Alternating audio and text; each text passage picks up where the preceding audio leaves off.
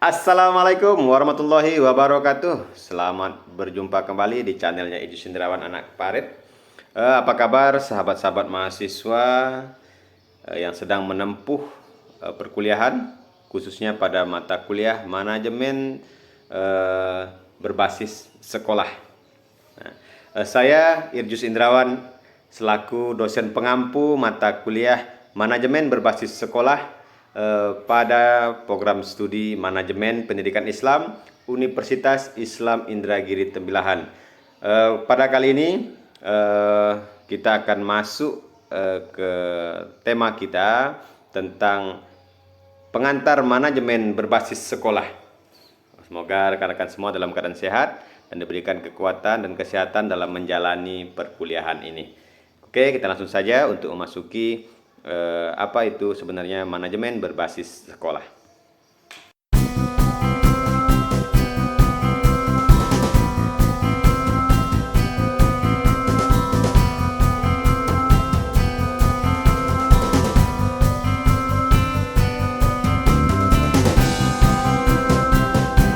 Sahabat-sahabat mahasiswa semua yang ada di perguruan tinggi, baik perguruan tinggi swasta ataupun perguruan tinggi negeri yang sedang mengambil mata kuliah manajemen berbasis sekolah, dalam Undang-Undang Sistem Pendidikan Nasional pada tahun nomor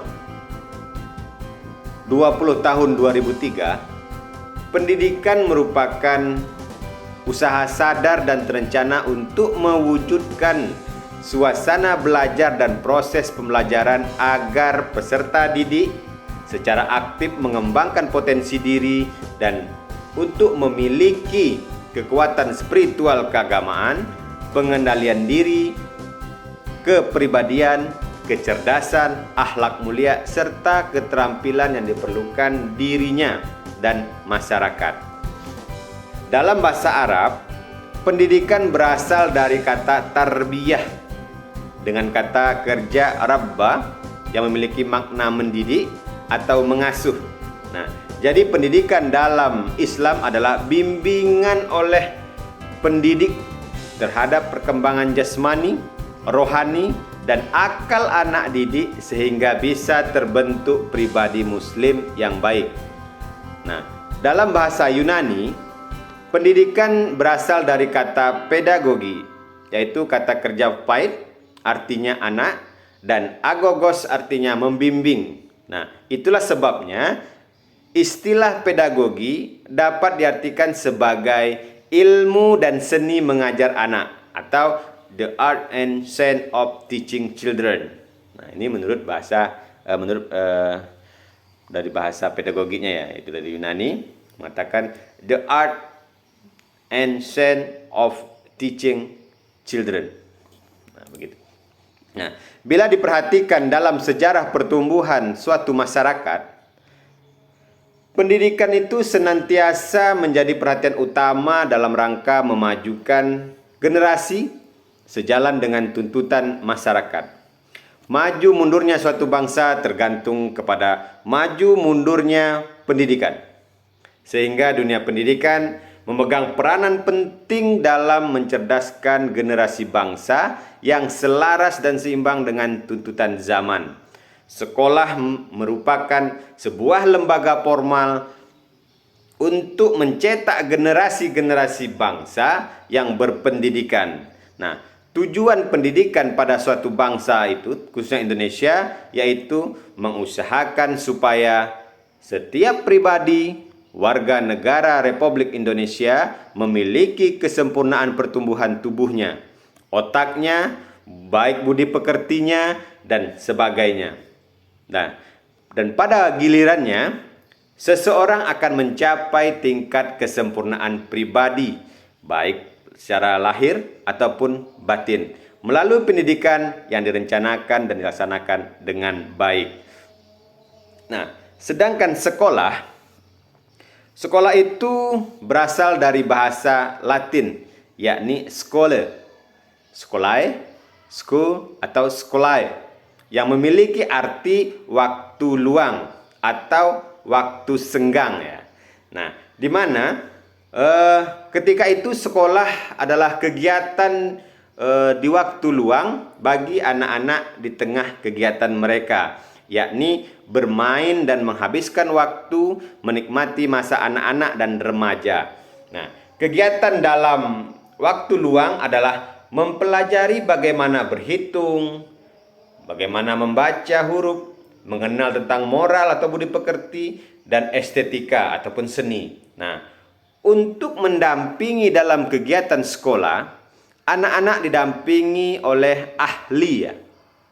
Nah, dan mengerti tentang psikologi anak, sehingga memberikan kesempatan-kesempatan yang sebesar-besarnya kepada anak untuk menciptakan dunianya melalui berbagai pelajaran.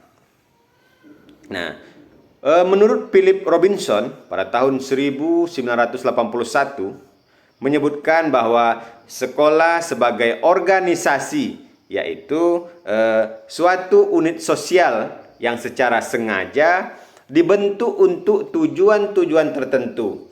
Sekolah sengaja diciptakan untuk tujuan tertentu, yaitu memudahkan pengajaran sejumlah pengetahuan kepada anak. Sekolah sebagai organisasi memiliki perbedaan dengan organisasi lainnya. Sebagai contoh, dengan organisasi pabrik misalnya, atau klub sepak bola. Nah, secara umum yang membedakan segala organisasi dari organisasi yang lain yaitu tujuan yang ingin dicapai. Nah, sebuah pabrik sepatu misalnya dipastikan memiliki tujuan untuk menghasilkan barang-barang jadi berupa alas kaki, sedangkan sekolah bertujuan untuk menghasilkan individu yang terdidik. Sedangkan manajemen berasal dari bahasa Latin, yaitu asal kata manus yang berarti menjadi tangan dan agere yang berarti melakukan. Nah, kata itu jika digabungkan menjadi kata kerja managere yang artinya menangani. Nah, managere diterjemahkan ke dalam bahasa Inggris menjadi manajemen. Kemudian diterjemahkan dalam bahasa Indonesia menjadi manajemen atau pengelolaan. Nah, sedangkan manajemen pendidikan dapat didefinisikan sebagai proses perencanaan, pengorganisasian, pengarahan, dan pengendalian sumber daya pendidikan mencapai tujuan pendidikan secara efektif dan efisien. Manajemen pendidikan dapat juga diartikan sebagai aktivitas yang memadukan sumber-sumber pendidikan agar terpusat dalam usaha mencapai tujuan pendidikan yang telah ditentukan. Nah, manajemen pendidikan adalah suatu kegiatan yang berupa proses pengelolaan usaha kerja sama kelompok manusia yang tergabung dalam organisasi pendidikan agar kegiatan dapat terlaksana dengan efektif dan efisien. Nah, sedangkan manajemen berbasis sekolah dapat diartikan sebagai suatu proses kerja komunitas sekolah dengan cara menerapkan kaidah-kaidah otonomi, akuntabilitas, partisipatif, dan substansibility maksudnya untuk mencapai tujuan pendidikan dan pembelajaran yang bermutu. Nah, menurut Judith Kapman pada MBS ini yang mengatakan bahwa manajemen berbasis sekolah adalah merujuk pada suatu bentuk administrasi pendidikan di mana sekolah menjadi unit kecil utama dalam pengambilan keputusan. Nah, hal ini berbeda dengan bentuk tradisional administrasi pendidikan, yakni pemerintah pusat sangat menonjol dalam pengambilan keputusan. Nah, dulu sewaktu kita sistem pendidikan kita itulah sentralistik, maka sekolah itu selalu mengikuti petunjuk dari arahan-arahan pusat, sehingga sejak dilakukannya otonomi pendidikan, maka sekolah berhak untuk menentukan arah pendidikannya sendiri dan mengukur kemampuan sekolahnya dan diberikan kewenangan sebebas-bebasnya untuk mengatur pendidikannya, sekolahnya agar menjadi sekolah yang bermutu. Nah, MBS juga merupakan konsep yang multi kombinat. Dalam arti manajemen berbasis sekolah dan didukung oleh berbagai pihak yang saling melengkapi. MBS dibebankan kepada kepala sekolah, guru, komite sekolah, orang tua, masyarakat, dan pemerintah. Jadi ada kombinasi ya. Nah, sekolah sebagai pelaksana pembelajaran, orang tua atau masyarakat sebagai pemberi masukan pendapat, sekaligus juga menikmati output dan outcome pembelajaran sekolah, dan pemerintah sebagai pemegang otoritas resmi bertindak sebagai pendorong, pengawas, serta memberikan opini seluas-luasnya tentang pentingnya kualitas dan kemampuan dan kemapanan dalam dunia pendidikan nasional. Nah, tujuan umum manajemen berbasis sekolah adalah untuk memandirikan atau memberdayakan sekolah melalui pemberian wewenang ataupun otonomi kepada sekolah, pemberian yang fleksibel yang lebih besar kepada sekolah untuk mengelola sumber daya sekolah dan mendorong partisipasi warga sekolah serta masyarakat untuk meningkatkan mutu pendidikan. Nah, selain itu juga MBS ataupun manajemen berbasis sekolah bertujuan untuk memberdayakan sekolah, terutama sumber daya manusianya, yaitu kepala sekolah ataupun guru ataupun karyawan, siswa, orang tua, dan masyarakat sekitarnya melalui pemberian wewenang yang fleksibel dan sumber daya lain untuk memecahkan persoalan yang dihadapi oleh sekolah yang bersangkutan. Nah, pada mata kuliah manajemen berbasis sekolah ini ada 16 tatap muka ya. Jadi selama 16 tatap muka itu dikurangi 2, itu ujian tengah semester dan ujian akhir semester, maka persentase itu ada 14 persentase. Nah, selanjutnya dalam mata kuliah ini biasanya saya itu akan melakukan pembuatan makalah kepada rekan-rekan mahasiswa untuk memaparkan ataupun menggali potensi-potensi yang ada yang berkaitan dengan manajemen berbasis sekolah. Dan selanjutnya nanti juga kita akan coba melihat secara langsung bagaimana manajemen berbasis sekolah yang ada di sekolah sekitar kampus. Nah, ini akan memberikan pemahaman kepada mahasiswa bagaimana sebenarnya yang dikatakan bagaimana pelaksanaan, pengorganisasian ataupun evaluasi terhadap manajemen berbasis sekolah tersebut. Baik sahabat-sahabat mahasiswa semua, kita akan coba untuk memberikan tema-tema kita ataupun sub-sub tema kita pada mata kuliah manajemen berbasis sekolah ini.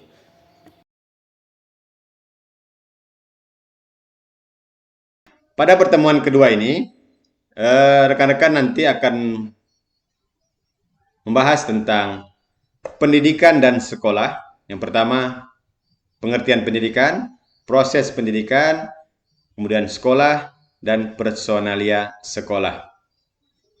Kemudian untuk pertemuan ketiga kita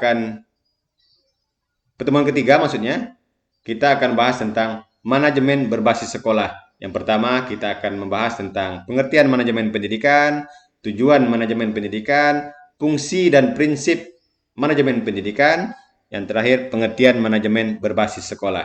Sedangkan pertemuan keempat nanti kita akan membahas tentang tujuan dan manfaat manajemen berbasis sekolah. Yang pertama, tujuan manajemen berbasis sekolah, manfaat manajemen berbasis sekolah. Sedangkan pertemuan kelima, kita akan membahas tentang konsep manajemen berbasis sekolah. Pertemuan ke-6, kita akan membahas lebih dalam lagi tentang langkah-langkah dalam manajemen berbasis sekolah. Terdiri dari alasan diterapkannya manajemen berbasis sekolah, langkah-langkah penerapan manajemen berbasis sekolah. Pertemuan yang ke-7, kita akan membahas tentang komponen-komponen apa saja dalam manajemen berbasis sekolah. Sedangkan pertemuan ke-8, kita akan membahas tentang karakteristik manajemen berbasis sekolah. Pertemuan ke-9, kita akan membahas tentang implementasi manajemen berbasis sekolah. Sedangkan pertemuan ke-10, kita akan membahas tentang manajemen pengembangan dan pengelolaan perpustakaan. salah. Strategi maksudnya pertemuan ke-10 kita akan bahas tentang strategi pelaksanaan MBS. Kemudian pertemuan ke-11 kita akan bahas tentang efektivitas manajemen berbasis sekolah. Sedangkan pertemuan ke-12 kita akan bahas tentang pihak-pihak yang berperan dalam manajemen berbasis sekolah. Nah, di sini ada peran kantor pendidikan pusat dan daerah, peran dewan sekolah dan pengawas sekolah, peran kepala sekolah, peran guru, peran orang tua dan masyarakat. Nah, itulah tadi tema-tema yang akan kita bahas pada mata kuliah manajemen berbasis sekolah pada kali ini. Oke, sahabat-sahabat mahasiswa semua, demikianlah tadi uraian singkat saya tentang pengantar mata kuliah kita, manajemen berbasis sekolah. Semoga rekan-rekan mahasiswa semua bisa memahami apa itu manajemen berbasis sekolah dan memahami bagaimana tema-tema yang telah diberikan dan bisa membuat mengikuti kuliah ini dan juga akan membuat makalah-makalah nantinya. Semoga video pengantar ini memberikan masukan kepada kita, pemahaman kita tentang manajemen berbasis sekolah. Semoga tidak ada kendala dalam perkuliahan dan saya doakan semoga rekan-rekan semua diberikan kesehatan, kemudahan dalam menjalani perkuliahan ini. Saya cukupkan sampai di sini dulu pertemuan kita pada session pertama ini.